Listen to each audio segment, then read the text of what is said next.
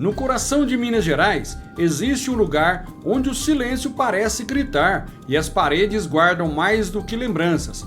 O Hospital Colônia de Barbacena não é apenas um prédio antigo, é um cemitério vivo de histórias que nunca deveriam ter acontecido.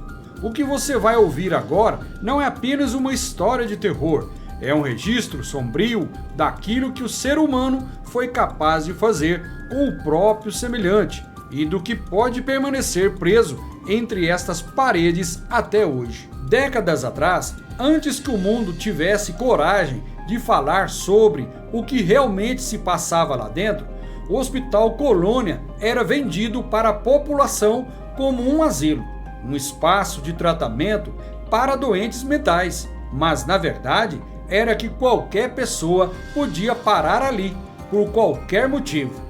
Bastava alguém considerá-la incômoda. Mulheres que engravidavam fora do casamento, homens alcoólatras, mendigos, órfãos, esposas traídas, pessoas pobres, filhos não desejados. Todos podiam ser jogados atrás daqueles portões enferrujados. E uma vez lá dentro, dificilmente voltavam. O prédio se erguia como uma fortaleza sombria, com corredores longos e frios, sempre cheirando a mofo e desinfetante barato. As celas, porque não eram quartos, eram celas, estavam sempre lotadas, com gente amontoada em condições desumanas.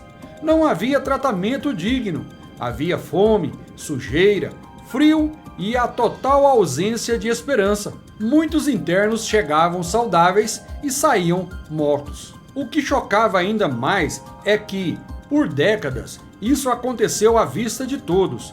As janelas altas deixavam ver silhuetas magras, ossos cobertos apenas por pele, rostos apagados pela dor.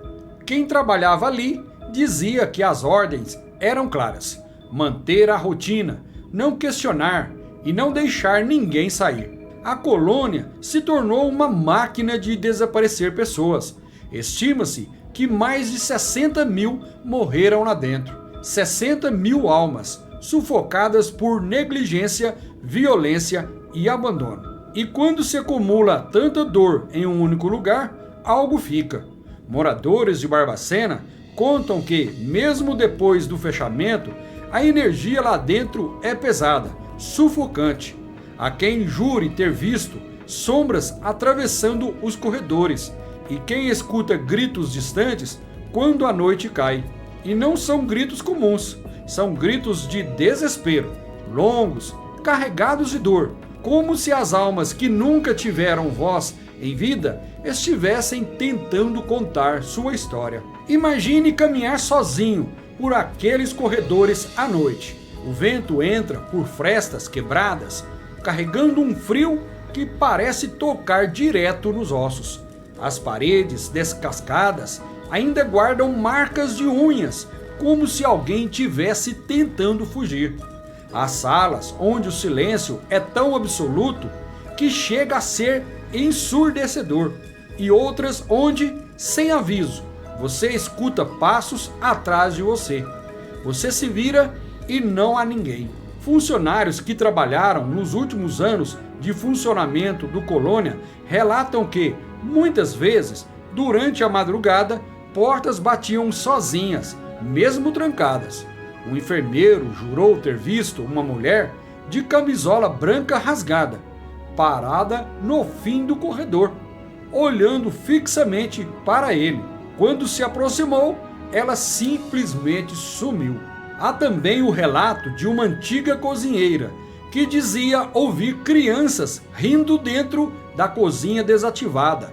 Crianças que nunca deveriam estar ali, mas que, segundo registros, também foram internadas e morreram no hospital. Ela afirmava que, em certas madrugadas, o cheiro de mingau queimado invadia o ar, o mesmo mingau servido aos internos nos dias mais frios, e que muitos não sobreviveram para comer. Pesquisadores paranormais que se atreveram a investigar o local contam que o equipamento registrava vozes baixas, quase sussurrando, chamando por socorro. Numa das gravações, uma voz masculina repete várias vezes a palavra frio. Em outra, uma voz feminina chora e diz: quero ir para casa. Essas vozes aparecem mesmo quando não há ninguém no cômodo. O pátio, que um dia serviu para os internos tomarem sol, hoje é tomado pelo mato. Mas alguns visitantes dizem sentir mãos geladas tocarem seus ombros quando caminham por ali. Um dos relatos mais perturbadores veio de um fotógrafo que foi fazer um ensaio sobre o lugar abandonado. Ao revelar as fotos, percebeu em uma das janelas dezenas de rostos olhando pelas janelas, alguns borrados, outros nítidos demais para serem coincidência. O Hospital Colônia é um caso raro em que o horror não está apenas na lenda. Ele existiu, ele matou, ele marcou uma cidade inteira e deixou cicatrizes que não cicatrizam. E talvez seja exatamente por isso que as manifestações sejam tão intensas. Não é uma história inventada, é uma ferida aberta. Hoje o prédio ainda está de pé, como um lembrete sombrio.